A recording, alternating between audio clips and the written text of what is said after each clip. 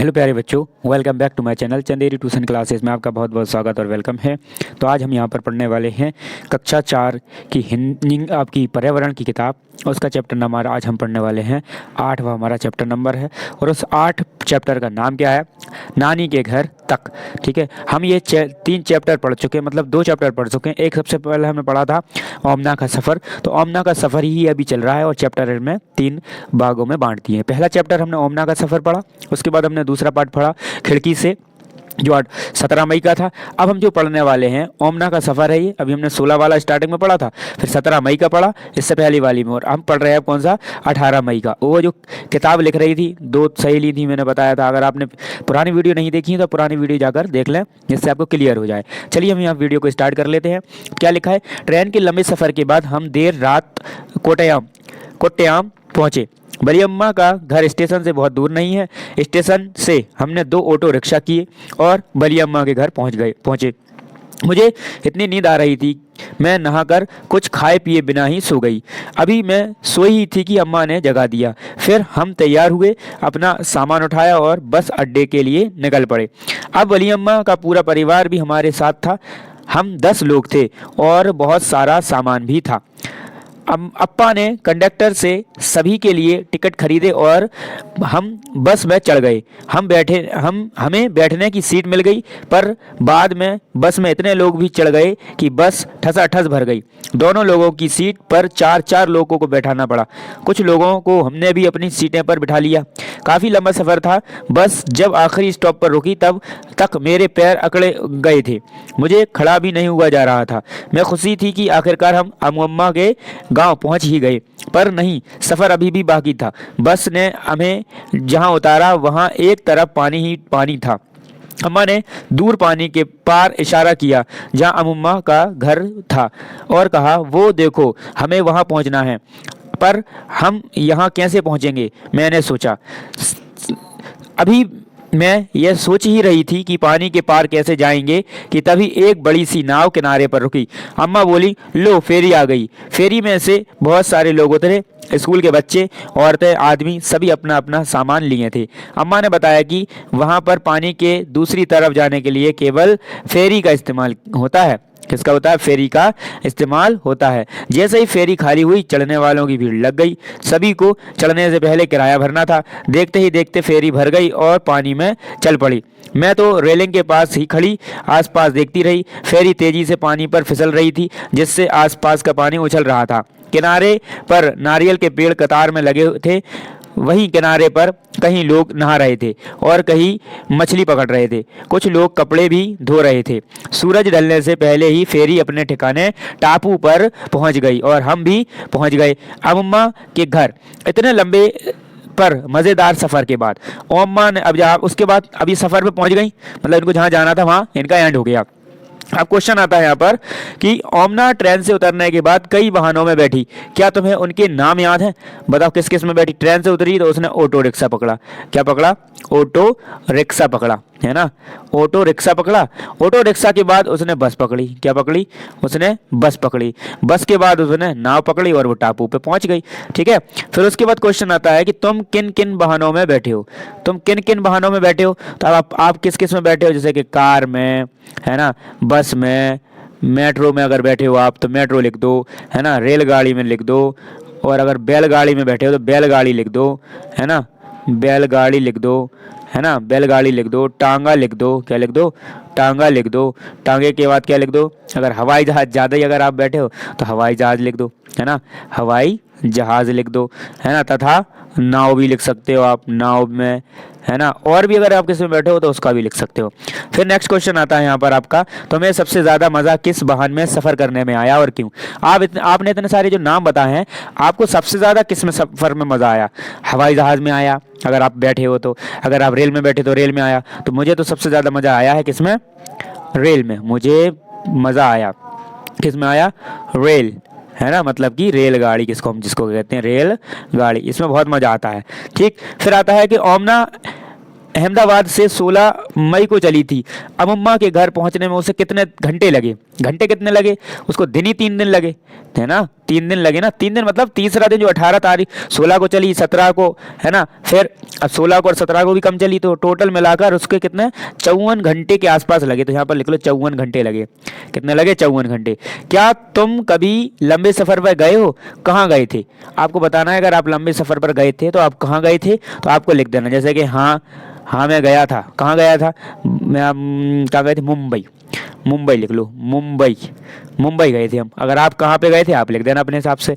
फिर क्वेश्चन आता है कि उस सफ़र पर तुम किन किन वाहनों पर बैठे थे, उनके नाम लिखो। अब देखो, सबसे पहले तो हम रेलगाड़ी, अगर हम मुंबई जाएंगे तो रेलगाड़ी, है ना। उससे पहले हम ऑटो भी चाहिए हमें, ऑटो रिक्शा इसको कहते हैं अपन। ऑटो रिक्शा के बाद अपन बस में भी ट्रैवल करना पड़ेगा। हो सकता है दिल्ली में तांगे चलते हैं, तांगा मांगा या बैलगाड़ी में बैठना पड़े, है ना, ये सब चीज़ों में। फिर क्वेश्चन आता है कि तुम्हारे सफ़र में कितना समय लगा था। सफ़र में कितना समय लगा था। अब आप गए कितने दिन के लिए थे, तो आप जितने दिन के लिए गए हो आप लिख देना। जैसे हम तो यहाँ 5 दिन के लिए गए थे, तो आप 5 दिन लिख दो, है ना, 5 दिन। अब होते कितने हैं टोटल? टोटल होते हैं आपके कितने? 48 डेज। 48 होते हैं ना, 48 में 5 को गुणा कर दो। 8 5 40 की 0 हासिल किया है 4, 5 चौको 20, 20 और 4 24, मतलब कि 240 घंटे। अब 240 घंटे लग गए, है ना। या फिर अगर ऐसा बताने हो तो अपन अपने दिन के हिसाब से बता दो, ठीक। फिर क्वेश्चन आता है यहाँ पर आपका कि ओमना के अप्पा ने ट्रेन, बस और फेरी के सफर के लिए टिकट खरीदा। बताओ और किन किन वाहनों में जाने के लिए टिकट खरीदना पड़ता है। तो किस किस के लिए पड़ता है? जैसे अगर आप रेल में भी जाओगे तो भी रेल में, है ना। अगर आप नाव में जा रहे हो तो वो तो खरीद ही है, या फिर हवाई जहाज़ में जाओगे तब मिलेगा हवाई जहाज़, और बाकी में खरीदना नहीं पड़ता, फिर तो अपन दे देते हैं बाद में। फिर क्वेश्चन आता है कि कुछ जगहों पर अंदर जाने के लिए टिकट खरीदना पड़ता है। क्या तुम ऐसी किसी जगह के बारे में जानते हो? उनके नाम लिखो। ऐसी जगह जिसमें पैसा देना पड़ता है, तो जैसे कि आपका चिड़ियाघर, क्या है? चिड़ियाघर, जिसको हम अजायब घर भी कहते हैं आजकल, चिड़ियाघर हो गया। सर्कस ऐसा होता है, ठीक है। फिर मूवी देखने में भी आपको पहले पैसा देना पड़ता है ना। जादुई कुछ आप देखने जा रहे हो, जादुई खेल कहते हैं अपन जिसको, है ना। और कोई गेम देखने जा रहे हो, मतलब जैसे कि क्रिकेट देखने जा रहे हो, है ना, फुटबॉल, ऐसा फुटबॉल देखने जा रहे हो, है ना, बैडमिंटन, ये सब के लिए आपको क्या है? चार्ज देना पड़ता है। फिर क्वेश्चन आता है यहाँ पर आपको कि रेल टिकट देखो, नीचे दी गई बातों को टिकट में ढूंढकर उन पर अलग अलग रंगों से गोला लगाओ और चर्चा करो। जैसे कि ट्रैक नंबर। अब ट्रैक नंबर कहाँ पर है, तो आपको ये बताना है कि ट्रैक नंबर कहाँ है, ठीक है। क्या बताना है आपको? ट्रैक नंबर कहाँ पर है। तो ये देखो, ये रहा गाड़ी का नंबर।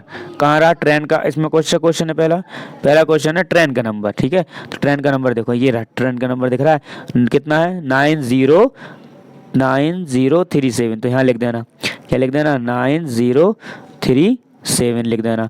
फिर आता है सफ़र शुरू होने की तारीख। सफ़र कब स्टार्ट हुआ था, उसकी डेट लिखी होगी। देखो ये रही डेट, कितनी? 24/12/2006 लिखी है, तो यहाँ लिख दो 24/12/2016, है ना। सॉरी 2016 नहीं, 2006,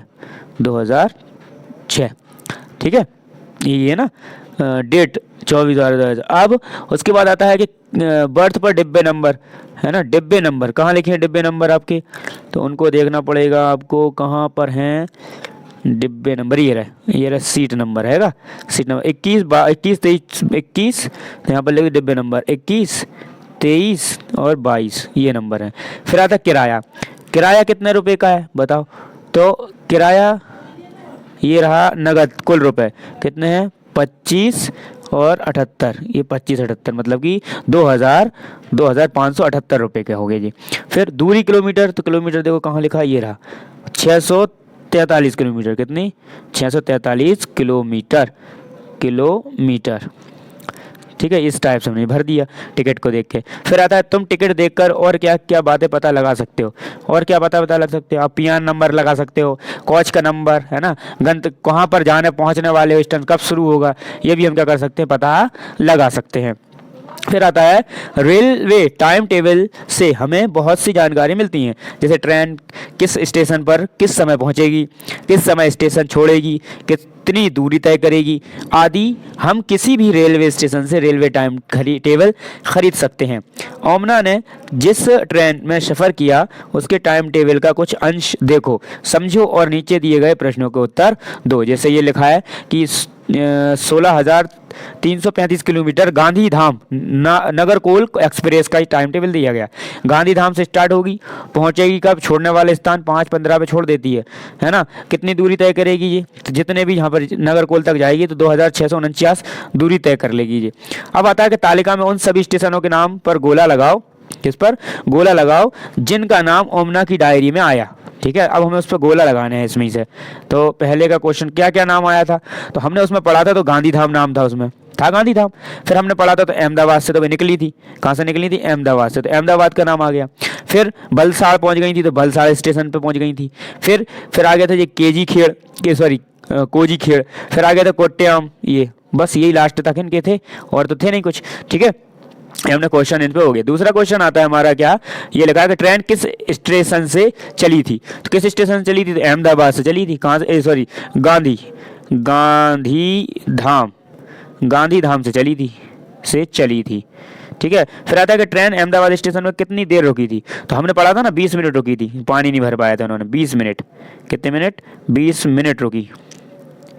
ठीक है, 20 मिनट रुकी। फिर आता है कि ट्रेन सफर के कौन कौन से दिन मडगांव पहुंची, मडगांव कब पहुंची थी वो, तो मडगांव पहुंची थी ट्रेन दूसरे दिन, है ना, दूसरे दिन पहुंची थी, यहाँ लिख दो दूसरे दिन पहुंची थी वो, है ना, दूसरे दिन पहुंची थी। फिर आता है कि सुनील और एन कोझिकोड स्टेशन पर उतरे और ओमना कोट्याम स्टेशन पर। कोझिकोड स्टेशन के कितने घंटे बाद कोट्याम स्टेशन आता है, कितने देर बाद आया था स्टेशन वो, कोट्याम जो स्टेशन था ना वो कितने, 6 घंटे बाद। कितने घंटे बाद, 6 घंटे बाद। तो हम यहाँ लिख दो 6 घंटे बाद, 6 घंटे बाद कोट्याम स्टेशन आता है ना।